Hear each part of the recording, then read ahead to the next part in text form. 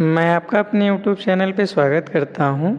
इसके प्रीवियस वाली टॉपिक में जो हम लोगों ने इकोसिस्टम की टॉपिक शुरू की हुई है, उसमें मैंने आपको बताया था कि किस तरीके से एनर्जी का फ्लो होता है।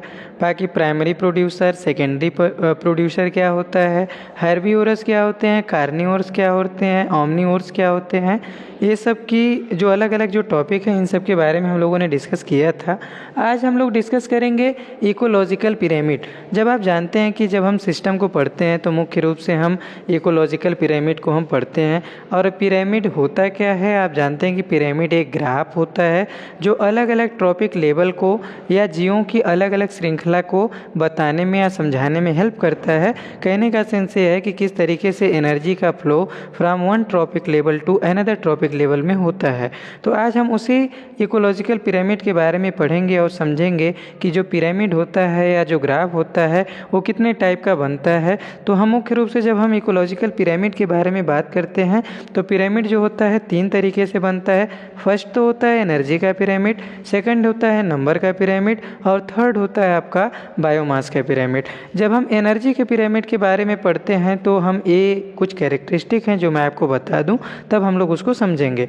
तो इकोलॉजिकल पिरामिड में जो पहला पिरामिड है आपका, वो बताता है हमें एनर्जी के बारे में। मतलब एनर्जी के बारे में जब हम बताएगा तो आप जानते हैं कि एनर्जी का जो फ्लो होता है ऑलवेज यूनिडायरेक्शनल होता है। तो जो एनर्जी का पिरामिड होता है वो ऑलवेज सीधा बनता है, यानी अपराइट होता है। जबकि जो रिमेनिंग जो दो आपके पिरामिड हैं, यानी पिरामिड ऑफ बायोमास और पिरामिड ऑफ नंबर, यानी बायोमास भी घट और बढ़ सकता है और नंबर भी घट या बढ़ सकता है जीवों का। तो इस आधार पे जो रिमेनिंग दो आपके पिरामिड हैं, यानी नंबर का और बायोमास का, इसका अपराइट भी होता है और इन्वर्टेड भी होता है। क्योंकि हो सकता है कि किसी बेसिस पे अगर हम सी वगैरह के बारे में या किसी पॉन्ड वगैरह के बारे में या किसी फॉरेस्ट वगैरह के बारे में पढ़ते हैं तो हो सकता है कि जो पिरामिड है वो दोनों टाइप का बन सकता है। लेकिन ध्यान रखिएगा कि जो एनर्जी का पिरामिड होता है वो ऑलवेज सीधा होता है। चलिए देखिए समझते हैं।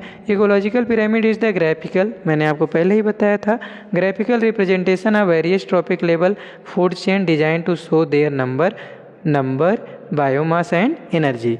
Then the base of pyramid is broad and it narrow so the apex. जो बेस है उधर तो आपका ब्रॉड रहेगा और जैसे जैसे ऊपर बढ़ेंगे आपका कैसा हो जाएगा, नैरो हो जाएगा।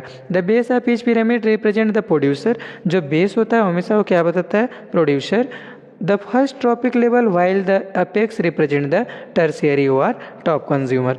इसके बाद the 3 ecological pyramid are usually studied यार। पहला है pyramid of number, pyramid of biomass and pyramid of energy. जैसे बेस पे क्या है, ये ब्रॉड है और ऊपर जाने के बाद क्या है आपका नैरो हो चुका है। ये आपके प्रोड्यूसर आते हैं, उसके बाद कंज्यूमर आते हैं। तो अब ध्यान से आप देखेंगे pyramid of number of an ecosystem, यहाँ पे नंबर ज़्यादा है, फिर कम हुआ, फिर कम हुआ, फिर कम हुआ, तो इस तरीके से बना।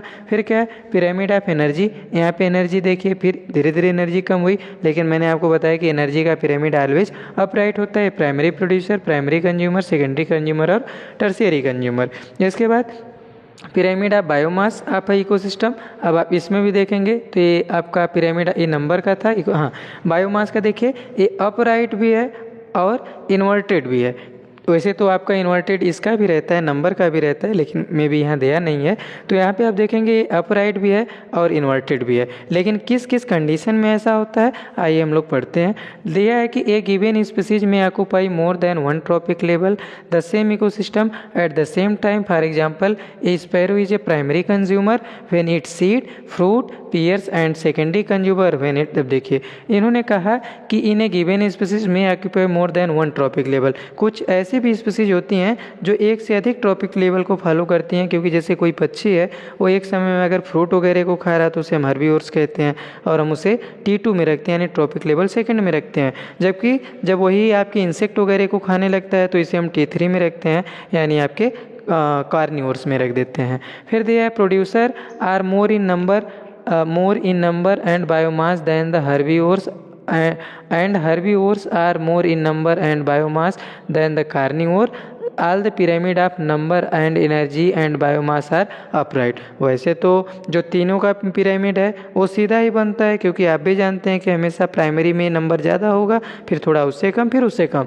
लेकिन the pyramid of biomass in sea also generally inverted. लेकिन जो सी का है पिरामिड वो कैसा होता है, उल्टा भी होता है। The biomass of fishes far exceed that of the phytoplankton. क्यों? क्योंकि इसमें जो आपके बायोमास होता है फिशेस का far exceed that the phytoplankton, यानी जो छोटे छोटे उसमें पौधे होते हैं। Pyramid of energy is always upright because when energy flow in particular trophic level to next trophic level some energy always lost as the heat step. अब देखिए कहने का सेंस ये है कि इन्होंने कहा कि जो एनर्जी का पिरामिड है वो ऑलवेज सीधा बनता है, क्योंकि जो एनर्जी का फ्लो होता है हमेशा एक ट्रॉपिक लेवल से दूसरे ट्रॉपिक लेवल में होगा और आपका यूनिडायरेक्शनल होगा। और एक ट्रॉपिक लेवल से दूसरे ट्रॉपिक लेवल में जाने पे एनर्जी का कुछ हिस्सा क्या हो जाता है, लॉस हो जाता है, जिसे हम क्या कहते हैं आपका, जैसे एक साइंटिस्ट हैं लिंडमैन जिन्होंने 10% का नियम भी दिया था, तो उनका कहने का सेंस ये था कि अगर कहीं पे अगर 100% है तो अगले ट्रॉपिक लेवल में उसका 10% ही energy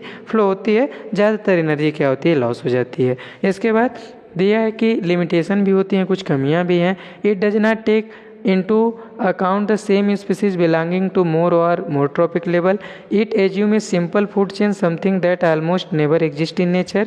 It does not accommodate a food web. Saprophytes are not given a place of ecological pyramid. तो मुख्य रूप से जो अलग अलग लिमिटेशंस हैं कि किसी एक एनिमल का सही जगह पे ना होना, और इसके अलावा फूड चेन वगैरह के बारे में, और डेटिटस का यानी जो सेप्रोफाइट्स होते हैं उनका कोई निश्चित स्थान ही नहीं है। इसके अलावा जो कुछ ऐसे भी हैं जो नेचर में एग्जिस्ट ही नहीं है। तो इस तरीके से जो अलग अलग लिमिटेशन है उसे भी आपने देखा। अब आपका दिया अगला इकोलॉजिकल सक्सेशन। तो इस टॉपिक को हम आगे अगले टॉपिक में डिस्कस करेंगे अगले वीडियो में। तब तक आप इसे पढ़ते रहिए। मिलते हैं अगले वीडियो में, तब तक के लिए धन्यवाद।